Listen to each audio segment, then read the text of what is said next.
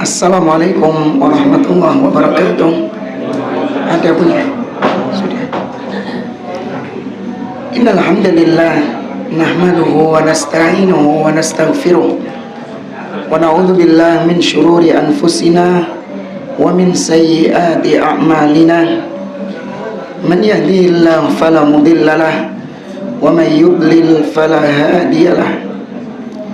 وأشهد أن لا إله إلا الله وحده لا شريك له وأشهد أن محمدا عبده ورسوله يا أيها الذين آمنوا اتقوا الله حق تقاته ولا تموتن إلا وأنتم مسلمون يا أيها الناس اتقوا ربكم الذي خلقكم من نفس واحدة وخلق منها زوجها وبث منهما رجالا كثيرا ونساء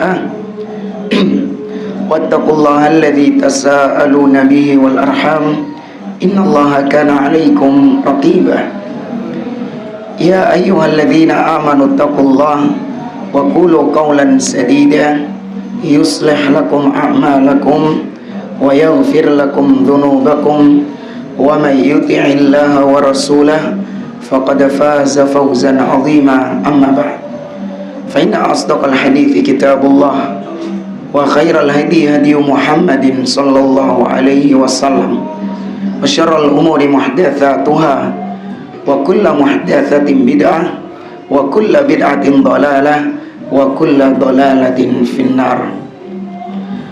Ma'asyiral muslimin rahimani wa rahimakumullah. Kita melanjutkan kembali pembahasan sifat salatin Nabi sallallahu alaihi wasallam oleh Al-Imam Muhammad Nasiruddin Al-Albani rahimahullah ta'ala. Kita sampai pada bab tentang ar-raf'u minas sujud, bangkit dari sujud. Kata beliau, thumma kana sallallahu alaihi wasallam yarfa'u ra'sahu minas sujudi mukabbiran. Kemudian Nabi sallallahu alaihi wasallam bangkit dari sujudnya, mengangkat kepalanya dengan bertakbir. Wa amara bidzalika al-musii'a salatuhu. Dan demikianlah yang Nabi perintahkan kepada seorang sahabat yang jelek sholatnya. Faqala, Nabi mengatakan, la yatimmu salatan li ahadin minan nas hatta yasjud.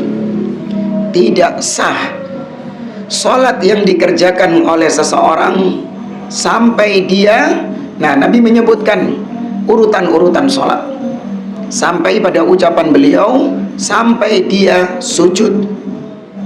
Hatta tatma'inna mafasiluhu, sampai ruas-ruas tulangnya itu tumaknina, ya, menempati posisinya masing-masing.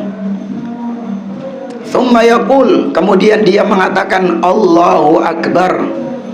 Wa yarfa'u ra'sahu, dia mengangkat kepalanya hatta yastawiya qa'idan, sampai dia duduk dengan tegak lurus, ya, sampai dia duduk dengan tegak lurus. Ini kalau sana berhenti enak,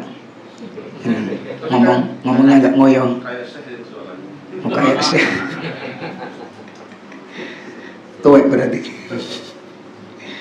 Baik.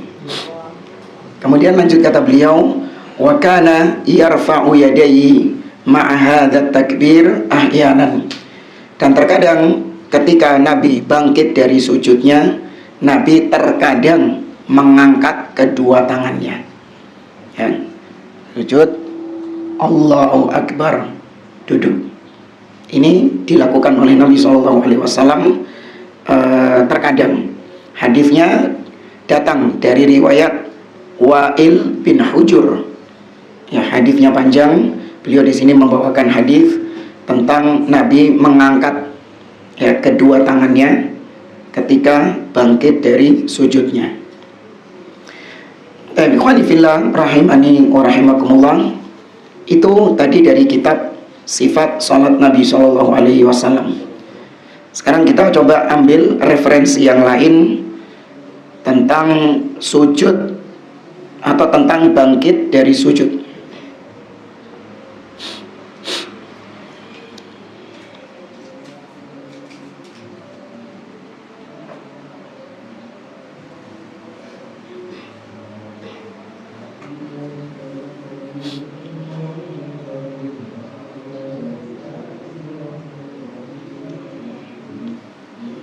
Atau kayaknya cukup tadi. Kita langsung bahas tentang duduk setelah sujud. Kita baca di sini al-iftirash wal ika'a bainas sajdatain, yaitu duduk iftirash atau duduk dengan cara al-ika'a ketika duduk di antara dua sujud. Apa maksudnya? Kata beliau, "Tsumma yafrushu rijlahul yusra fayaq'uda 'alaiha mutma'innan." Kemudian Nabi SAW menghamparkan kaki kirinya dan Nabi duduk di atas kaki kirinya. Ya, Nabi duduk di atas telapak kaki kirinya sampai Nabi tumakninah dengan duduknya itu. Wa amara bidzalikal musi'a sholatuhu, dan demikianlah yang Nabi perintahkan kepada seorang sahabat yang jelek salatnya. Faqala lahu, Nabi mengatakan, idza sajadta famakkin li sujudik. Kata Nabi SAW kepada orang tersebut, maka apabila engkau sujud, bersungguh-sungguhlah dalam sujudmu itu. Ya, bersungguh-sungguhlah dalam sujudmu itu. Artinya sujudlah dengan posisi yang sempurna. Jangan nanggung-nanggung ketika sujud. Fa idza rafa'ta, dan apabila kau bangkit dari sujud, faq'ud ala fakhidhikal yusra. Ketika kau bangkit dari sujudmu, maka hendaklah engkau duduk dengan cara kau menegakkan kaki kananmu. Ya, kaki kanannya ditegakkan.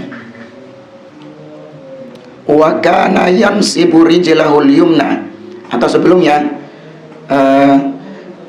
sebelumnya kau duduk di atas kaki kirimu dan kau tegakkan kaki kananmu. Wa yastaqbilu bi asabi'iha al-qiblah, dan hendaklah jari-jari kakimu itu menghadap ke kiblat. Jadi maksudnya ketika kita sujud, ketika kita duduk di antara dua sujud, duduk iftirash, kita duduk di atas kaki kiri, kemudian telapak kaki kanan kita tegakkan. Nah, kita tegakkan dalam keadaan kita tekan sehingga jari jemari menghadap ke kiblat.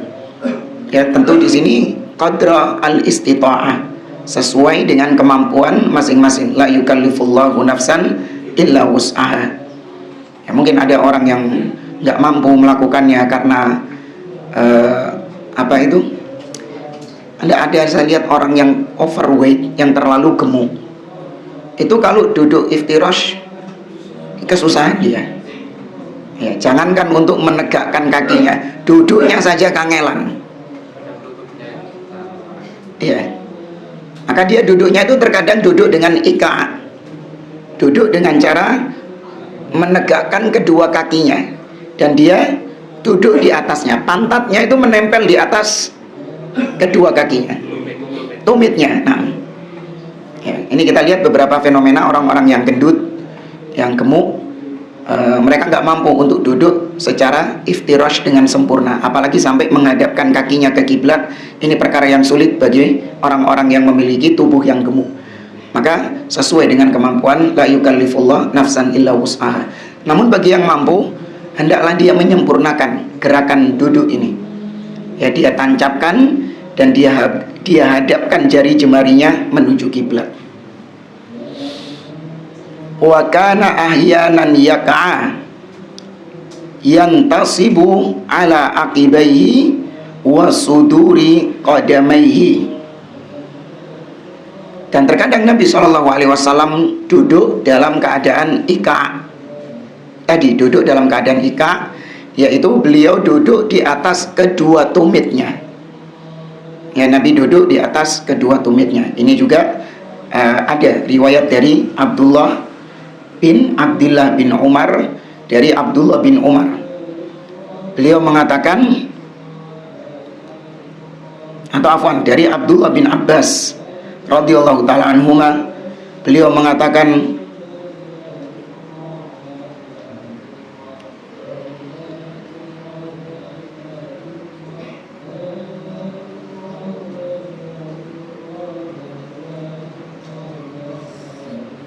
wafan, ini hadis dari seorang tabi'in yang bernama Tawus. Ya, dia berkata, qulna li ibni Abbas, kami pernah bertanya kepada Abdullah bin Abbas, karena Tawus ini adalah muridnya Abdullah bin Abbas.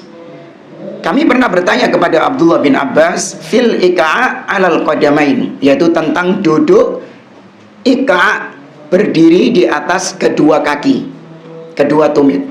Faqala hiya sunnah, maka kata Abdullah bin Abbas, duduk seperti itu adalah sunnah. Faqulna, maka kami murid-muridnya Abdullah bin Abbas mengatakan, inna lanarahu jafaan birrajul. Ya, murid-muridnya mengatakan, orang-orang yang duduk seperti itu termasuk orang-orang yang kami menganggap orang yang duduknya seperti itu adalah orang-orang yang bermudah-mudahan di dalam sholat. Kata murid-muridnya Abdullah bin Abbas, orang yang duduknya ika itu dianggap sebagai orang yang bermudah-mudahan di dalam sholat. Orang-orang yang nggak mau susah-susah ketika sholat. Apa itu ya? Bukan gak gelem soro, milih enake, milih gampange gitu. Faqala Ibnu Abbas, maka Abdullah bin Abbas menekankan lagi kepada mereka. Kata Abdullah bin Abbas, bal hiya sunnatu nabiyyik sallallahu alaihi wasallam. Justru duduk ika itu adalah sunnah nabimu sallallahu alaihi wasallam. Ya, berarti itu adalah duduk yang dibenarkan di dalam syariat.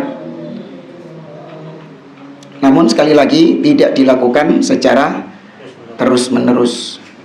Ya, namun dilakukan secara sesekali ketika memang ada hajat, ada kebutuhan di situ.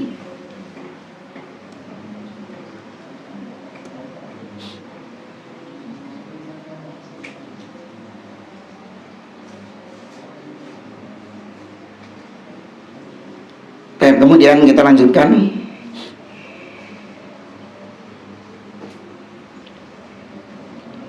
Ya, di sini sudah selesai bab tentang duduk di antara dua sujud.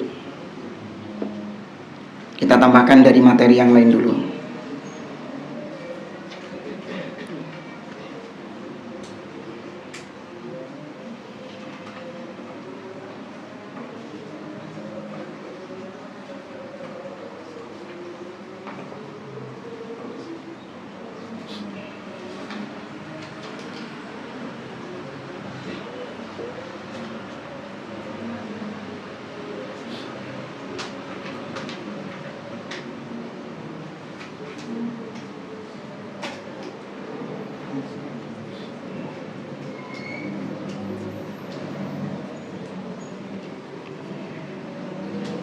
Oh, di sini nanti digabungkan dengan duduk tasyahud. Ya, pembahasannya ada duduk istirahat sebelum bangkit dari rakaat kedua ke rakaat ketiga. Ya, ada duduk iftirash dan macam-macam duduk yang lainnya. Ini nanti insya Allah datang dalam pembahasan tentang duduk tasyahud. Tapi kita lanjutkan ke pembahasan berikutnya. Wujubul itmi'nan bainas sajdatain, wajibnya tumakninah di antara kedua sujud. Ya, wajibnya tumakninah di antara kedua sujud. Kata beliau, wa kana sallallahu alaihi wasallam yatma'in hatta yarji' kullu 'azmin ila maudhi'ihi. Adalah Rasulullah sallallahu alaihi wasallam, beliau ketika sholat, beliau mengerjakannya dengan tumakninah, yaitu semua tulang-tulang beliau, ruas-ruas tulang beliau itu kembali kepada tempatnya masing-masing, menempati posisinya masing-masing. Wa amara bidzalikal musii'a salatuhu, dan demikian yang Nabi perintahkan kepada seorang sahabat yang jelek salatnya. Wa qala lahu, Nabi mengatakan, la tatimmu salata ahadikum hatta yaf'ala dzalik. Tidak sempurna salat salah seorang di antara kalian sampai dia mengerjakan seperti itu, yaitu mengerjakan seperti yang diajarkan oleh Nabi SAW, termasuk tumakninahnya. Wa kana yutiluha hatta takuna qariban min sajdatain. Dan terkadang Nabi itu duduk di antara dua sujud. Nabi duduknya itu lama. Ya, Nabi duduk di antara dua sujud dengan duduk yang lama, sampai mirip durasinya dengan sujudnya Nabi SAW. Nah, kita tahu Nabi itu sujudnya lama. Nabi banyak meminta kepada Allah, banyak berdoa kepada Allah. Demikian juga ketika duduk di antara dua sujud, banyak beliau meminta ampun kepada Allah.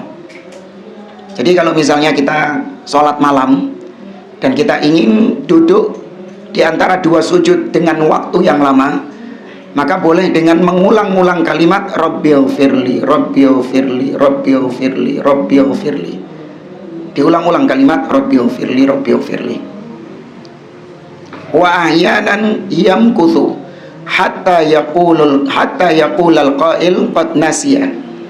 Dan terkadang Nabi SAW saking lamanya duduk di antara dua sujud, sebagian sahabat mengatakan Nabi telah lupa.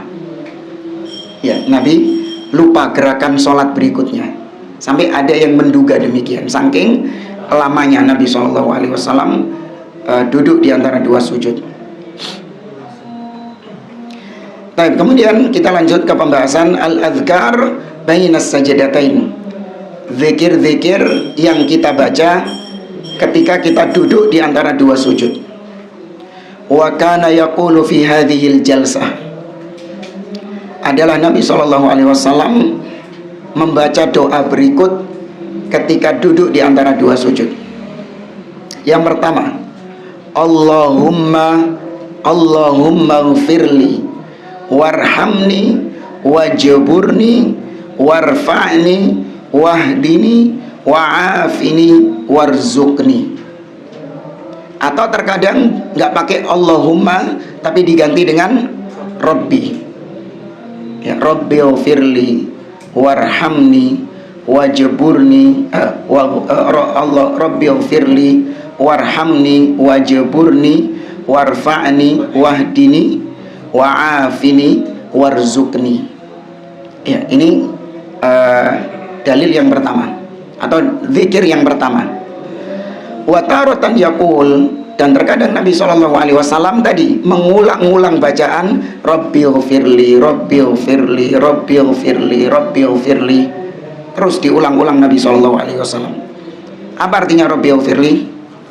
Ampuni aku, ya Allah, ampuni aku. Lihat bagaimana Nabi SAW, beliau adalah manusia yang sudah dijamin surga. Tidak ada dosa beliau. Qad ghufira lahu ma taqaddama min dzambihi wa ma ta'akhkhar. Nabi sudah diampuni semua dosanya yang lalu dan dosa yang akan datang.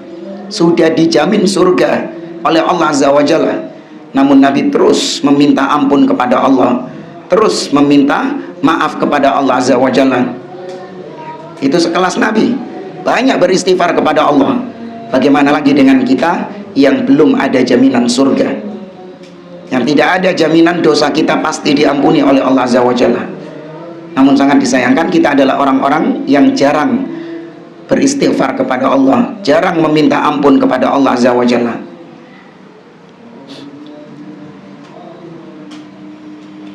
Kata beliau, wa kana yaquluhuma fi salatil lail. Dan Nabi sering membaca doa tadi, Rabbighfirli, Rabbighfirli, Rabbighfirli, itu ketika sholat malam, ketika Nabi SAW sholat malam. Kemudian pembahasan berikutnya, as-sajdatu tsaniyah warrafa minha, sujud untuk kedua kalinya. Tadi kan sujud pertama, kemudian duduk, dan sujud yang kedua. Tsumma kana yukabbiru wa yasjudu sajdata tsaniyah. Kemudian setelah duduk, Nabi bertakbir Allahu Akbar, dan Nabi sujud yang kedua. Wa amara bidzalikal musii'a salatuhu, dan memang seperti itulah yang Nabi ajarkan kepada orang yang asal-asalan sholatnya, sahabat yang jelek sholatnya itu. Faqala lahu ba'da an amarahu bil itminan bainas sajdatain kama sabab, dan Nabi mengatakan kepada dia setelah Nabi menyuruhnya untuk tumakninah di dalam sholatnya, sebagaimana yang sudah dijelaskan sebelumnya, Nabi mengatakan tsumma taqul Allahu Akbar. Setelah kau duduk, maka kemudian ucapkan Allahu Akbar, tsumma tasjud hatta tatma'inna mafasiluka.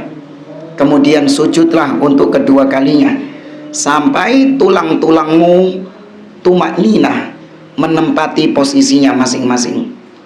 Tsumma fa'al dzalika fi sholatika kulliha, dan kerjakan seperti itu di dalam semua salatmu. Wa kana sallallahu alaihi wasallam yarfa'u yadayhi ma'a hadza takbiri ahyanan. Sama seperti tadi, setelah sujud, terkadang Nabi sallallahu alaihi wasallam bangkit dari sujud dengan mengangkat kedua tangannya, Allahu Akbar. Tapi itu terkadang. Wa kana yasna'u fi hadhihi sajdata mithla ma sana'a fil ula. Dan Nabi ketika mengerjakan sujud yang kedua, Nabi mengerjakannya sama persis dengan sujud yang pertama. Artinya bacaannya, zikir-zikirnya sama dengan sujud yang pertama, tidak ada bedanya. Tsumma yarfa'u ra'sahu mukabbiran. Kemudian Nabi mengangkat kepalanya dan bertakbir. Wa amara bidzalikal musii'a salatuhu faqala lahu ba'da an amarahu bisajdati tsaniyah kama marra tsumma yarfa' ra'sahu fayukabbir. Dan Nabi juga memerintahkan demikian kepada orang yang jelek salatnya. Tsumma asna' dzalika fi kulli raq'atin wa sajdatin. Kata Nabi, kerjakan seperti itu di setiap rakaat dan di setiap sujud. Fa idza fa'alta dzalik faqad tammat salatuk. Kalau kau mengerjakan seperti itu, maka telah sempurna salatmu. Wa inin taqasat minhu syai'an intaqasat min salatik. Tapi kalau ternyata ada sesuatu yang kurang, maka berarti salatmu kurang kualitasnya. Ya, salatnya kurang kualitasnya. Wa kana yarfa'u yadayhi ahyanan. Dan terkadang Nabi SAW mengangkat kedua tangannya ketika bangkit dari sujud. Baik para jamaah rahimani wa rahimakumullah. Ya Pak, lanjut ah. Hah? Antum dengar suara anak? Dengar. Tapi nggak tahu ya, kalau ada suara gini, tahu-tahu suara kita itu naik dengan sendirinya. Ya, padahal nggak pengen naik, tapi naik dengan sendirinya. Ya kayak sudah fitrah gitu, otomatis gitu. Ya, kita lanjutkan pembahasan berikutnya, jalsatul istirahah, yaitu tentang duduk istirahat. Tsumma yastawi qa'idan. Kemudian Nabi SAW sebelum bangkit ke rakaat berikutnya dari sujud, kemudian berdiri, Nabi SAW duduk terlebih dahulu ala rijlihil yusra mu'tadilan. Nabi duduknya di atas kaki kiri. Hatta yarji' kulla admin ila maudhi'i, sampai tulang-tulang kembali kepada posisinya. Berarti duduk istirahat itu duduk apa? Iftirash. Ya, duduk istirahat itu adalah duduk iftirash.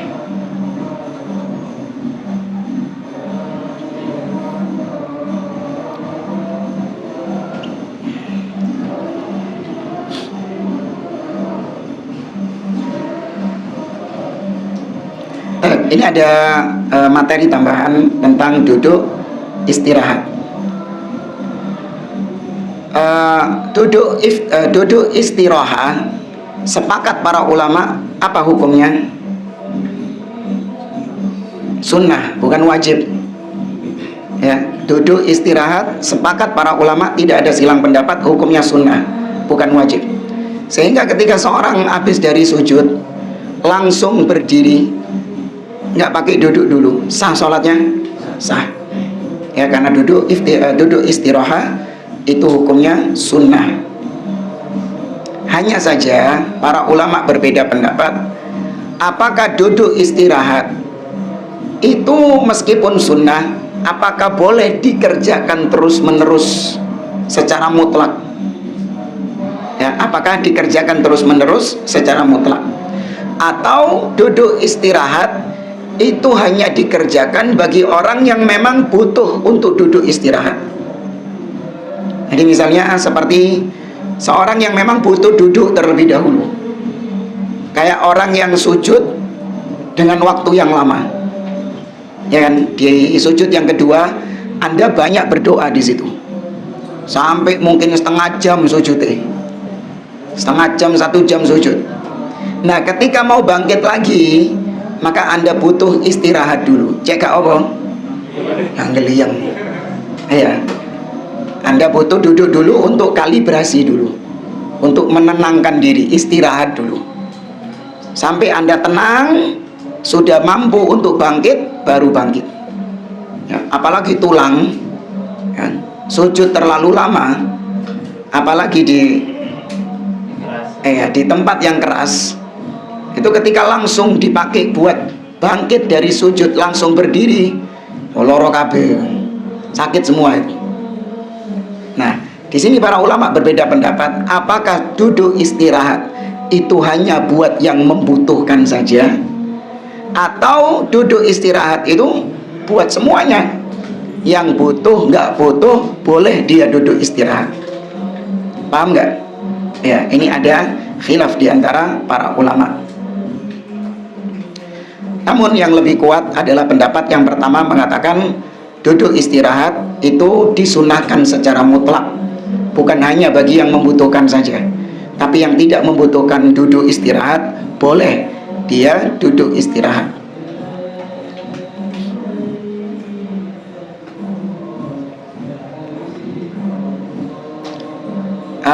Di antara pendalilan para ulama kenapa duduk istirahat itu dibolehkan secara mutlak, karena duduk istirahat itu bukan masuk gerakan inti sholat. Makanya tidak ada takbir dalam duduk istirahat, nggak ada. Jadi jangan dianggap ketika Anda mengatakan Allahu Akbar itu Anda takbir untuk duduk istirahat, bukan. Tapi itu takbir untuk apa? Berdiri. Ya, jadi kalau pakai takbir berarti 2 kali dong. Ya kan, sujud, kemudian duduk, takbir lagi, Allahu Akbar. Kemudian mau berdiri, takbir lagi, Allahu Akbar. Apakah gitu? Enggak. Ya, cukup sekali saja takbirnya. Kemudian juga tidak ada bacaan khusus dalam duduk istirahat. Ya, ada bacaan Rabbighfirli, Rabbighfirli, nggak ada. Nggak ada bacaan apapun, tidak membaca apapun. Dan duduk istirahat itu durasinya seperlunya. Ya, kalau memang dia membutuhkan duduk dengan jangka waktu yang cukup lama, maka boleh dia duduk seperlunya. Misalnya tadi habis sujud 1 jam, iya, dia sujud salat malam 1 jam, maka ketika mau naik ke rakaat berikutnya dia butuh istirahat. Duduk istirahatnya ini mungkin memakan waktu 5 menit, 10 menit. Lama nggak? Lama kalau bagi ukuran kita yang biasanya cuman 1 detik, 2 detik gitu. 5 menit lama itu. Ya, maka sesuai dengan kebutuhan masing-masing. Tapi ini kalau sholat sendiri, ya kalau sholat berjamaah bersama imam, ya melok imam, jangan duduk terus 5 menit, 10 menit, imamnya harus buyar. Ya.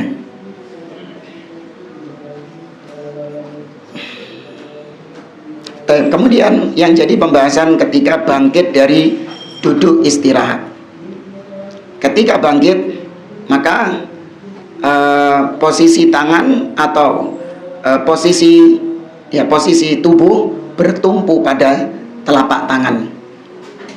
Nah, di sini yang jadi perbedaan, apakah mengepal atau terbuka. Ya, kita baca di sini riwayat dari Abu Kilabah, nggak ada di situ. Ja'a Malik ibnul Huwairith, datang Malik bin Huwairith, fasalla bina fi masjidina hadha, dia pun sholat bersama kita di masjid kita ini. Faqala, kemudian dia mengatakan, inni la usalli wa ma uridus wa inni la usalli bikum wa ma uridus shalah walakin uridu an uriyakum kaifa ra'aitun nabiyya sallallahu alaihi wasallam yusalli. Sesungguhnya kata Malik ibnul Huwairith, sahabat ini, aku datang kepada kalian untuk melaksanakan sholat, bukan karena aku pengen sholat, tapi aku melaksanakan sholat untuk menunjukkan kepada kalian bagaimana Nabi yang aku lihat sendiri melakukan sholat.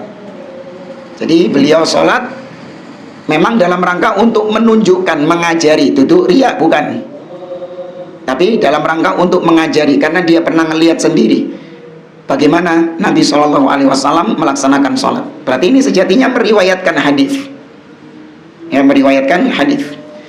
Hadisnya panjang. Kemudian dia mengatakan, wa idza rafa'a ra'sahu anis sajdati tsaniyah jalasa wa tamada 'alal ardi thumma qama.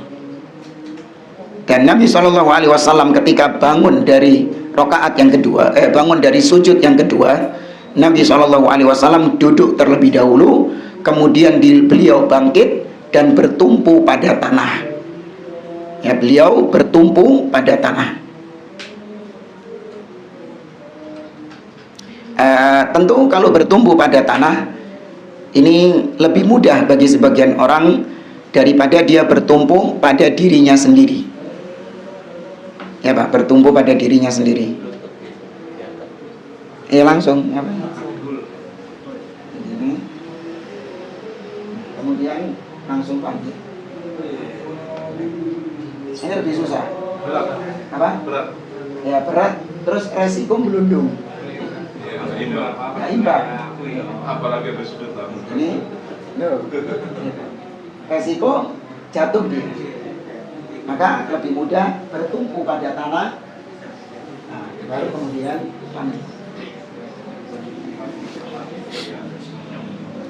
Nah, bagaimana posisi tangan ketika bertumpu pada tanah itu?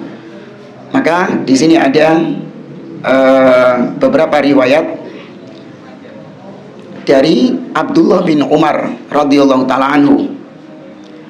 Diriwayatkan dari Al-Azraq ibn Qais, seorang tabi'in. Beliau mengatakan, ra'aitu ibna Umar idza qama minar rak'ataini i'tamada 'alal ardi biyadaihi.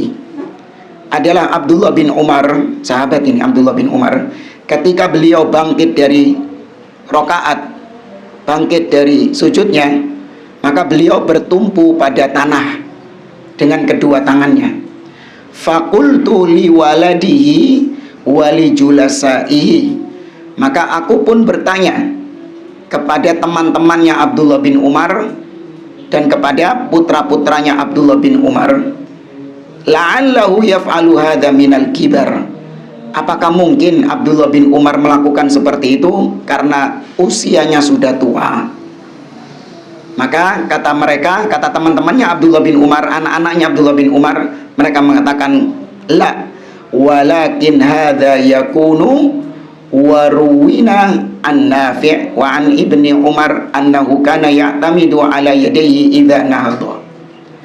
Kata mereka, enggak, memang kebiasaan Abdullah bin Umar kayak gitu. Ya bukan karena Abdullah bin Umar tua kemudian dia bertumpu pada tanah, tidak. Tapi dulu ketika beliau masih muda, sholatnya juga bertumpu pada tanah ketika bangkit dari sujud. Dan itu yang diriwayatkan dari Nafi' dari Abdullah bin Umar radhiyallahu ta'ala anhu.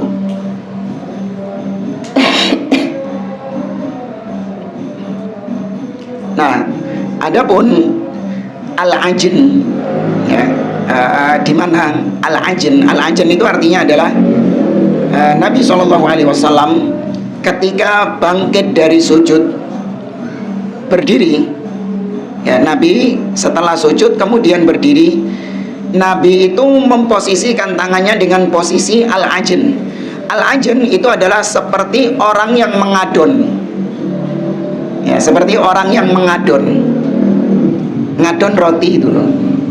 Nah, biasanya yang ngadon roti ibu-ibu, soalnya bapak-bapak gak tahu ngadon roti mungkin. Nah, dari situ kata sebagian ulama, maka ketika bangkit dari sujud posisi tangannya mengepal, karena dipahami bahwa mengadon roti itu dengan kepalan. Tapi sebagian ulama lain mengatakan enggak, mengadon roti juga bisa dengan membentangkan telapak, ya kan, mengadon roti dengan membentangkan telapak. Ya, intinya kata-kata al-ajin, kata para ulama, ini muhtamil, multitafsir. Bisa diartikan mengepal, bisa diartikan apa ini kalau terbuka. Ya, dua-duanya baik mengepal ataupun terbuka itu juga bisa dipahami dengan posisi al-ajin, mengadon roti. Ya, jadi kesimpulannya boleh dua-duanya, boleh mengepal dan juga boleh terbentang.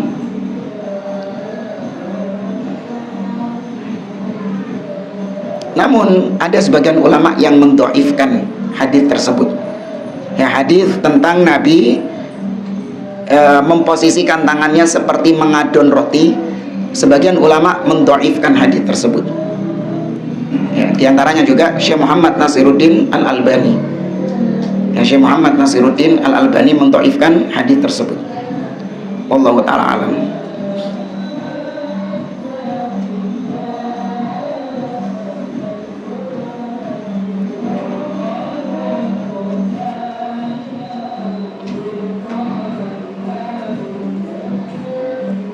Para jamaah rahimani wa rahimakumullah, ya saya cukupkan sampai di sini saja karena apa, kok tahu-tahu sakit. Iya, nyaingi gitu gara-gara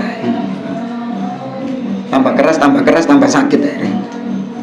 Baik, mungkin ada yang mau ditanyakan, tafadhol.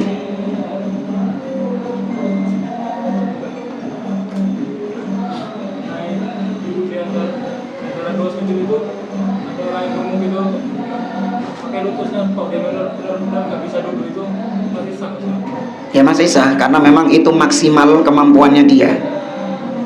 Itu maksimal kemampuannya dia nggak bisa duduk.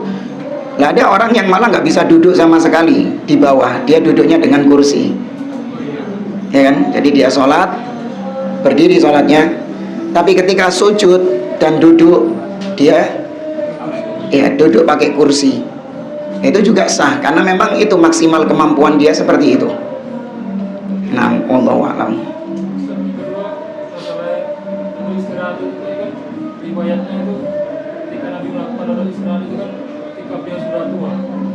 Adapun ketika beliau masih muda, riwayatnya beliau nggak pernah melakukan itu. Ya itu makanya tadi yang kita katakan khilaf diantara para ulama, apakah duduk istirahat itu karena kebutuhan atau memang boleh disunahkan duduk istirahat meskipun tanpa kebutuhan. Ada khilaf di antara para ulama. Sebagian ulama mengatakan enggak, duduk istirahat cuman buat yang butuh saja. kayak sudah tua, nggak bisa langsung naik ke atas, cooling down dulu. Apa cooling down? Menenangkan diri dulu. Koyo kena masalah kok. Ya, sampai dia kemudian sudah pulih, baru dia bangkit, baru dia berdiri.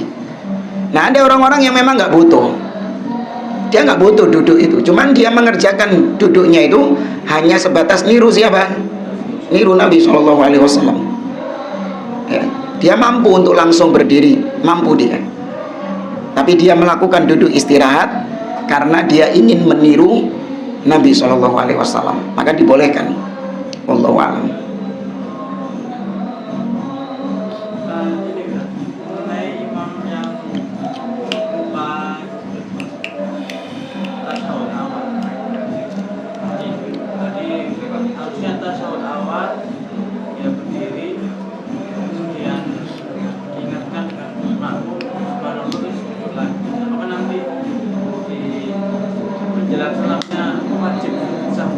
Iya, sujud sahwi. Kalau imamnya sudah berdiri sempurna, maka imam nggak perlu kembali ke tasyahud awal. Karena tasyahud awal hukumnya apa? Wajib. Ya, kehilangan wajib itu nggak perlu kembali ke gerakan itu. Tapi cukup dia meneruskan sholatnya, baru kemudian dia tutup dengan sujud sahwi. Nah, beda sama kehilangan rukun. Kalau kehilangan rukun sholat, dia wajib balik ke gerakan yang dia tinggalkan itu. Misalnya sujud, ya sujud, dia cuma sekali saja. Ya, sujudnya cuma sekali saja. Di sami Allahu liman hamidah, Allahu akbar, sujud. Nah, habis sujud ini dia langsung berdiri, Allahu akbar. Loh, padahal kurang 2 rukun itu, ada duduk dan sujud. Maka diingatkan sama makmumnya, subhanallah. Imamnya bagaimana? Balik, harus balik, nggak boleh diteruskan. Ya, kalau diteruskan batal semuanya, makmumnya juga batal. Ya, tinggalkan kalau sudah seperti itu.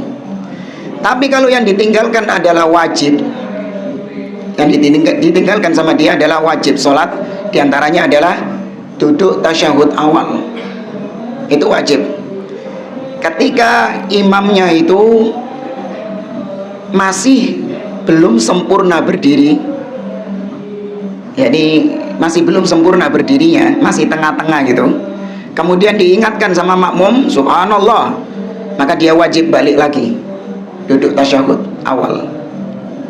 Tapi kalau imamnya sudah berdiri sempurna, maka dia lanjutkan sholatnya, kemudian baru terakhir ditutup dengan sujud sahwi. Itu kalau kehilangan wajib. Itu makmum mengikuti. Iya, makmum tetap mengikuti imam, tetap sah mengikuti imam. Tapi kalau sudah kehilangan rukun, makmum tidak lagi mengikuti imam, batal sholatnya. Kalau imamnya ngeyel ya, kadang imamnya ngeyel mungkin, aku sing bener, padahal pekun deh bisa. Makmum sholat sendiri. Iya. Melanjutkan. Kemudian makmum memisahkan diri dari imamnya itu. Nggak sah sholatnya, kehilangan rukun. Memisahkan diri, sholat dari awal lagi. Apa melanjutkan sholat yang tadi? Boleh melanjutkan sholat yang tadi. Mau berpindah tempat? Iya. Atau kalau dia ingin membatalkan juga boleh, dia batalkan sholatnya itu. Yang penting sholat yang dilakukan sama imam kehilangan rukun itu tidak sah. Ya, tidak sah sholatnya. Entah makmumnya memisahkan diri dari jamaah, dia sholat sendiri, atau makmum melanjutkan sholat di tempat tersebut namun tanpa mengikuti imam. Oke. Yang dimaksud berdiri sempurna itu cuma berdirinya atau sampai tangan sedekap? Berdirinya. Nah, kalau tangan belum sedekap itu sudah dibilang sempurna. Enggak, berdiri itu tangan bersedekap hukumnya sunnah. Jadi yang dianggap itu adalah berdirinya. Iya, ketika berdirinya sudah sempurna, maka dia melanjutkan sholatnya. Baru kemudian di akhir ditutup dengan sujud sahwi. Tapi kalau masih pertengahan, ya belum sempurna. Ya, meskipun dia sudah berdiri, tapi berdirinya belum sempurna. Ya, tulang-tulangnya itu masih belum tegak. Mungkin kakinya itu masih nekuk nih. Allahu Akbar. Nah, ini ya dikatakan sudah berdiri, tapi masih belum sempurna. Ketika dia ingat, maka langsung balik lagi dia untuk duduk tasyahud awal. Wallahu a'lam. Kalau nanti kebanyakan ketika imam udah tegak itu, imamnya ucapkan subhanallah, imamnya ikut aja. Imamnya turun lagi. Turun lagi. Ya sebenarnya, ya kalau dikatakan boleh, boleh saja. Cuman kalau lebih afdol, dia boleh melanjutkan sholatnya.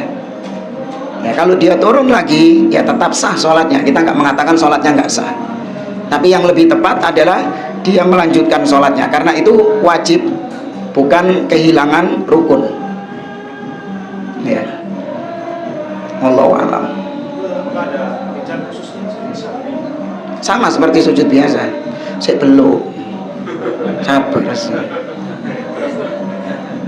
Kalau kehilangan rukun satu tadi kan bakal kan sholatnya. Bagaimana dengan Nabi yang kehilangan 2 rakaat ketika saya? Atau misalkan tinggal nambah 1 rakaat terus sujud sahwi itu gimana? Kalau memang kehilangannya itu dalam kondisi lupa, nah, kalau lupa ya sudah dimaafkan. Tapi ini kita bicara dia tahu dan dia sadar, ada yang mengingatkan mungkin. Nah, kalau orang lupa tetap sah sholatnya, meskipun kehilangan 1 rukun, 2 rukun, 3 rukun. Yang namanya lupa ya Pak, tetap sah sholatnya. Ada orang yang ya mungkin sudah mulai pikun gitu ya, dia sholat duhur cuma 1 rakaat. Bayangkan saking parahnya itu, sholat duhur cuma 1 rakaat kemudian salam, bukan sengaja, memang dia lupa, nggak mengingat, maka sholatnya sah. Tapi kalau ada yang mengingatkan dia, Pak jenengan tadi sholat cuma 1 rakaat, ya, banyak kehilangan rukun-rukun di situ, tidak sah sholatnya. Maka dia melanjutkan kembali sholatnya di rakaat yang kedua dan menyempurnakan sisanya, kemudian tutup dengan sujud sahwi. Tapi kalau dia tinggal sendirian, nggak ada yang mengingatkan, ya sudah, ya apa caranya? La yukallifullahu nafsan illa wus'aha. Wallahu a'lam. Posisinya kayak gini Ustaz, misalkan ya setelah subhanallah kata kita, tapi maksudnya mau seenaknya dia kan, mungkin dia nganggapnya dia benar, tapi dia itu lupa kadangnya kan, terus kita ikutin, setelah selesai kita ingatkan, dia nggak mau, terus kita ulang lagi atau kita sempurnakan aja yang kurang. Iya, kita sempurnakan yang kurang. Bagi imamnya mungkin dia memiliki keyakinan bahwasanya apa yang sudah saya kerjakan ini sudah benar. Ya, bukan karena dia gengsi ya, beda. Kalau gengsi dosa dia. Kalau dia sudah merasa gak benar kok ini, makmum aja yang memang gak teliti, ya, dan itu haknya imam, dia yang mimpin sholat kok. Nah kita ketika tahu bahwasanya imam kehilangan rukun, maka kita sempurnakan apa yang hilang itu. Ya, kita menyempurnakan apa yang hilang tersebut. Kemudian baru ditutup dengan sujud sahwi. Wallahu a'lam. Masalah pikun tadi, ada seseorang yang lupa akan doa-doa sholat, apakah bisa minta tolong bantuan untuk orang lain, kepada orang lain? Ya apa maksudnya itu? Lupa tak doa itu kita nanti dibantu sama kabiro, alhamdulillah gitu, dibantu orang lain. Yang ada masalah, sama seperti orang mungkin mu'alaf, dia belum bisa bacaan-bacaan Al-Quran, belum bisa bacaan-bacaan sholat, itu ada yang memandu. Ini Allahu a'lam, ana lupa fatwa siapa, tentang sejadah yang bisa membantu untuk orang mudah mempelajari sholat. Jadi ada sejadah yang apa ya, sejadah elektronik, ya sejadah elektronik. Jadi keluar suaranya,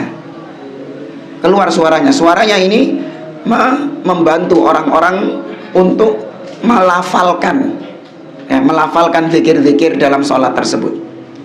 Nah, itu bagi mu'alaf, orang yang anak kecil untuk latihan, nah, itu dibolehkan. Sama seperti orang pikun tadi, diingatkan. Tapi kalaupun tidak ada yang mengingatkan, dia tetap sholat sesuai dengan apa yang dia ingat. Ya, sesuai dengan apa yang dia ingat. Wallahu a'lam. Cukup jamaah ya. Ya, hanya lagi. Sama pikun tadi, Ustaz. Ini ada di tempat itu Pak Dean, cuman beda masjid. Dia itu sebenarnya udah pikun, cuman dia terus disuruh jadi imam. Dia udah mengundurkan diri, nggak mau lagi. Udah sering salah. Itu gimana? Ya orang-orang kampungnya itu yang yang keliru, yang salah, yang berdosa. Sudah tahu posisi dia pikun, sering salah, kok masih tetap dijadikan sebagai imam.